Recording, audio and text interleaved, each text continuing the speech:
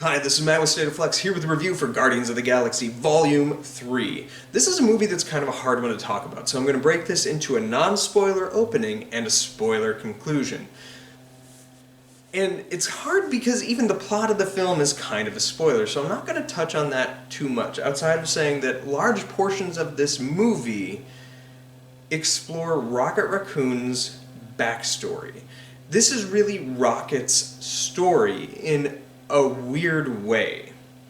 And that's the part of the movie that I think works the absolute best. Saying it up front, this is my favorite of the three Guardians movies. Now, the first movie I really like, but I think it borrowed a lot from the Avengers template. It feels just like Avengers, but in space, right down to a lot of the humor, even though it might land better or differently. Still borrows even some of the humor from that Avengers movie. Groot killing all those people in the hallway is absolutely no different than Hulk smacking Loki around. The second Guardians of the Galaxy, I think, was a very unfocused narrative. You have a very disjointed 20-minute opening sequence, and that doesn't have almost anything to do with the rest of the movie, but the first 45 minutes are very busy and very obnoxious and kind of a turnoff for me. However, the final 45 minutes of that movie are some of the best to that point in the MCU that the MCU had ever done. It's emotionally cathartic and powerful and resonant, and I think the conclusion of that movie is where people really, really respond well to that film. Kind of ignoring the busy, obnoxious first 45 minutes and the arguably dull middle section, I think that one is the most structurally uneven. This film is James Gunn falling into his most emotionally mature storytelling. It's the most focused of the narratives. It has a dramatic through line that runs through the entire film, uninterrupted, and it works so incredibly well.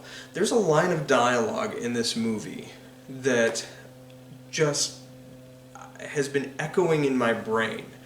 But here is the thing. As much as praise as I give it, I do think this movie should come with like a trigger warning. The main element of storytelling that they're trying to tell here, and the aspect of villainy that they're trying to dissolve, disrupt, or expulse, is animal cruelty. And in diving deep into Rocket's backstory, it is jarring and hard to watch, as it should be. But at the same time, it feels so different because this film is an absolute statement. It is trying to say something and it sticks the landing insanely well. But the thing that it's trying to say, naturally you're going to have to try to show some of this throughout the story. Show, don't tell, right? And as you're being shown this, you're cringing and wanting to look away, but you can't look away because you care for these characters. And I think that is the biggest element. And some of the things that there are some people that are kind of turned off by this movie, and I get it. I think that this movie should come with a trigger warning. If you are bothered by animal cruelty, you will have some struggles in the film. However, the film lands in a way that you will be fine. It's part of the storytelling, right? That said, this is the hardest PG-13 Marvel has ever done, and one of the hardest PG-13 movies I've ever seen. There's an act of violence in this movie that is both shocking but cathartic. And then you cut to a good chunk of the movie later and you see how that act of violence physically manifests, and it is absolutely one of the most haunting images I've seen in a movie ever, period, let alone a PG-13 movie. That was an R-rated frame, without question. And the fact that this movie got a PG-13 is solely because it's called Guardians of the Galaxy. Had this not been a Guardians movie or a Disney movie or whatever, it would have been given an R-rated rating just from that piece of imagery. This goes hard. It also has the first Marvel F-bomb, and I think they wasted it. There could have been a much better use for an F-bomb, or a better placement for an F-bomb, even in this specific film. But an F-bomb drops nonetheless. And I talk a lot about Rocket. Rocket's story is what thrusts the movie, and it works, it's grounded, it's dramatic, and it's powerful and potent. But everybody gets a dramatic arc in this film, and it will hit you in the feels, but maybe not in the way that you are anticipating.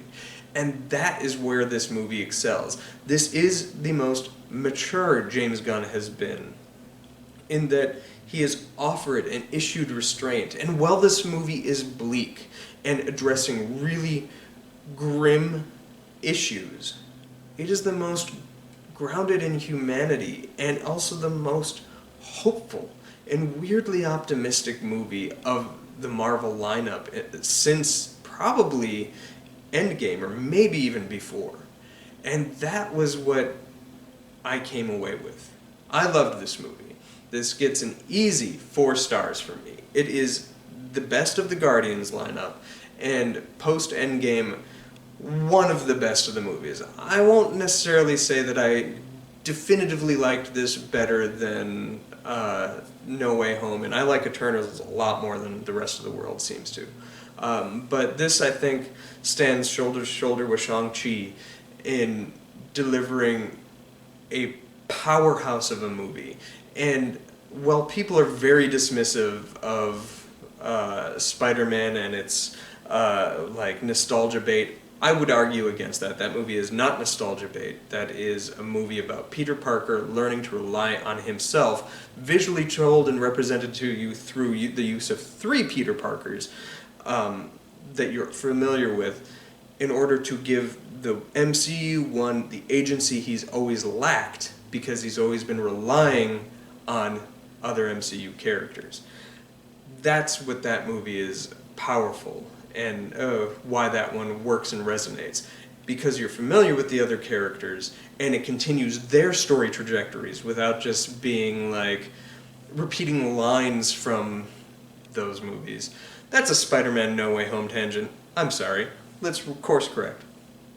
Back to Guardians. This film is very good, and I can see why a lot of people would say this is the best thing post Endgame.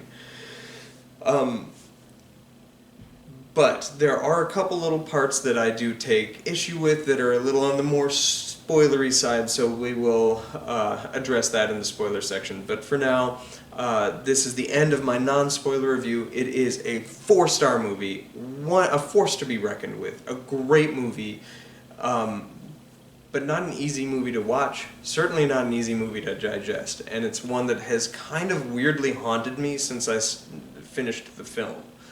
And so go into it, but don't expect like a happy good time Guardians romp. You got that with the Christmas special, and if you want that, revisit that one.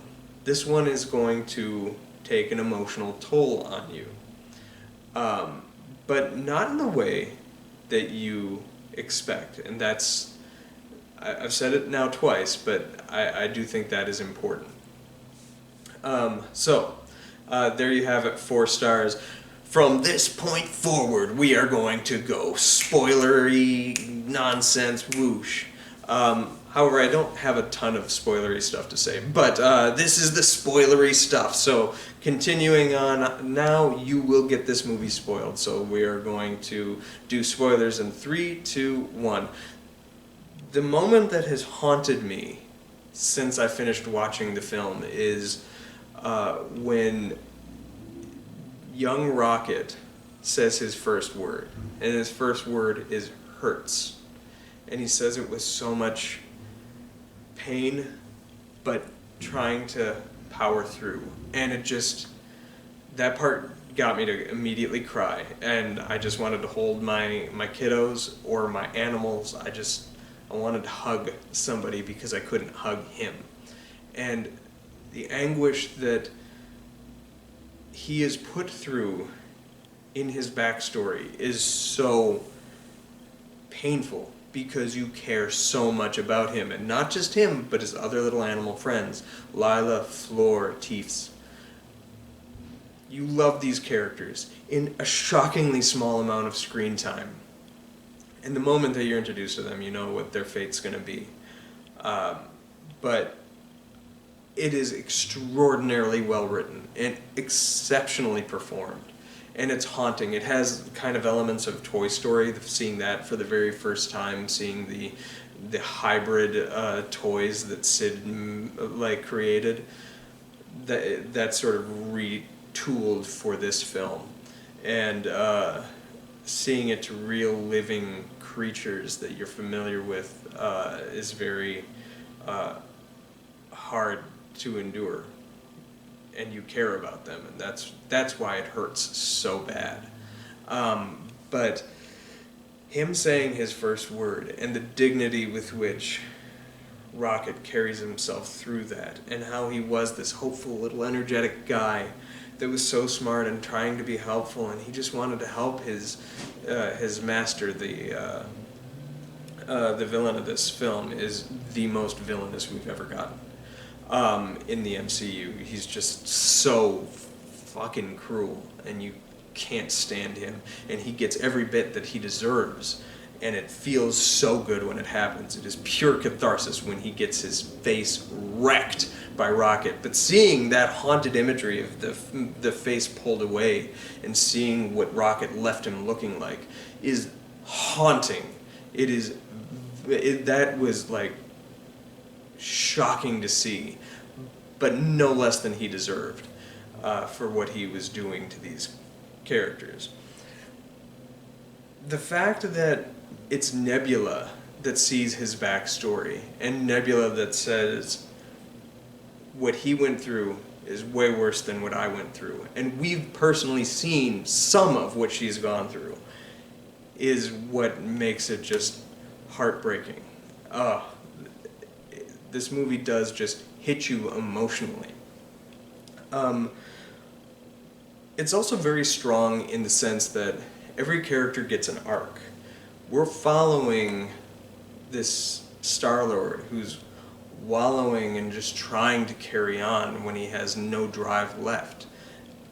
And it's hard to watch, but his character through line is weirdly not all that dissimilar from John Rambo. He needs to find a place where he can go home. And that stuff worked. I really liked where they went with Starlord. I think the thing that people were expecting, myself included, especially based on the trailers, was this was going to be like Reservoir Dogs. Everybody was going to die. Everybody was going to go out. And that is not how this plays out at all. This is a story that has an emotional toll unparalleled in the MCU, except for maybe Infinity War and Endgame, that strangely offers no death outside of the characters in Rocket's backstory. None of our core group die. They all live on. And where they live on to and where they're going was so awesome. They effectively write everybody out should they choose not to come back, but they also have made it so that I'm comfortable with where everybody goes. And if we do get another Guardians movie, I'm fine with the team of Guardians that we have left. And they promised Starlord's return, and I guess I'm excited for that. But I feel like he's at a place where he should be, as is Rocket, as is weirdly this incarnation of Gamora, and Nebula, and certainly Mantis, and definitely Drax. Oh, the Drax one. But I like where it went. And I know a lot of people are kind of upset that nobody dies. And I think that the whole point of this movie is that all their pain, all their death is behind them. We've watched every one of them die, even to some extent Rocket, in previous entries. We don't need to see it again. It would just be rehashing Infinity War or Endgame.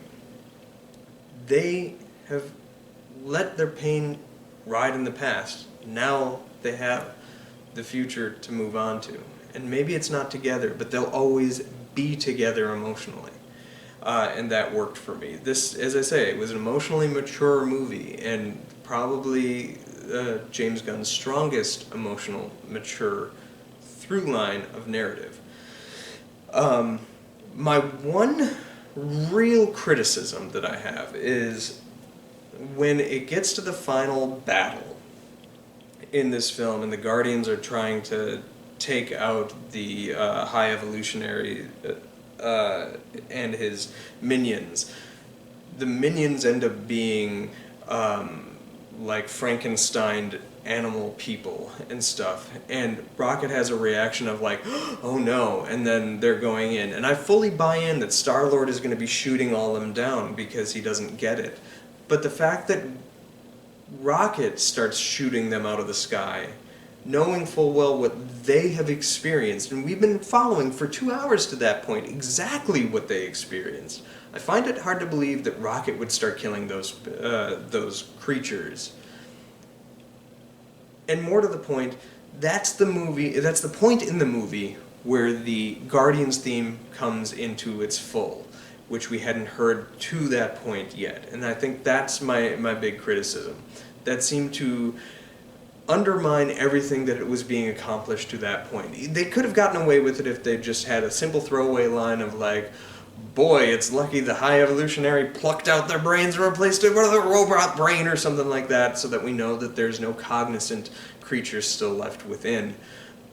That I would have been able to buy it, but there's no scene like that, so I feel like it's incredibly out of character and undermines the whole point of the movie to that point that Rocket starts shooting them and killing them. But everything about this was pretty great, and it's one that I can't stop thinking about. And I just keep thinking of Little Rocket saying hurts, and it hurts me. But yeah, this movie got me to cry like 4 times. It gets you, and his scene in the little heaven is powerful, and when the High Evolutionary kind of reveals his cards and is like, there is no God, that's why I am here doing what I'm doing, kind of thing. And then all of his people start turning on him. Like, that scene is powerful as hell. There's so much good, and every actor brings it, because they knew full well that this could probably be their last, even though everybody is left still in play. They don't necessarily have to be, and that's kind of okay. They treated this as if it was a finale, and I'm fine with that, and I like where everybody ended. Bonus highlight of the movie, Nathan Fillion steals the show. He and Chris Pratt bouncing off each other, so disappointed in their meathead buddies, is hilarious. And I love my absolute final thought is I love the ending with Drax, and how he never was a destroyer. He was always a father. And that is, that hit me pretty well. But I loved this movie. Music is great. The excellent use of Florence and the Machine to get the film to its credits. And also, who doesn't love the Beastie Boys? Thanks for watching, like, subscribe. Let me know what you thought of this film in the comment down below. Is this your favorite of the Guardians movies? It should be. Although it's a hard watch, so I understand if it's not. But it is the best one, so just know that when you say what your favorite one is. Thanks for watching, like, subscribe, do all that good stuff. Peace.